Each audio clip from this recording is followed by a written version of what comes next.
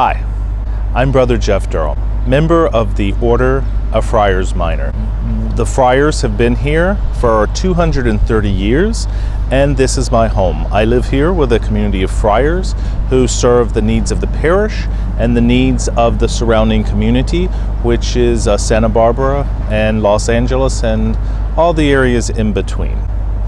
We also are home, as you will later see, to the Mission Archive Library, which is a magnificent collection of American Western history, not just covering the friars and the mission, but all of the various communities and cultures in California, the indigenous California tribes, the early settlers, and of course my community, the Franciscan Friars. This is just one small part of a much larger library. The friars, when they came to an area, essentially had to bring everything with them. They had like a traveling university. There are books not just on theology, which there are several here on theology and spirituality, but they also have books on hydrology, mechanics, astronomy, medicine, all in this library, because the friars had to become the specialist of the areas that they were in. We continue this tradition of education and research and knowledge preservation here at the Archive Library. Blessed are you, Sister Death.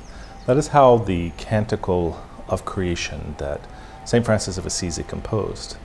We see here a very real manifestation of that last line, as these represent probably close to 100 years of friars that are buried here. Hundreds of men that have served the province of St. Barbara and the West Coast faithfully, many of whom find this as their last resting place. And for many of them, it was also where they began their Franciscan life. So it's only fitting that they come back to it at the end of their lives.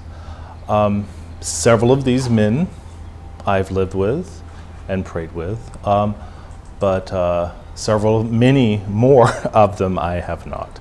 But we still honor and remember them every evening when we read their necrology, which is their little bio sketch, and is on the day that they died. And so they're always remembered and they're always in our hearts.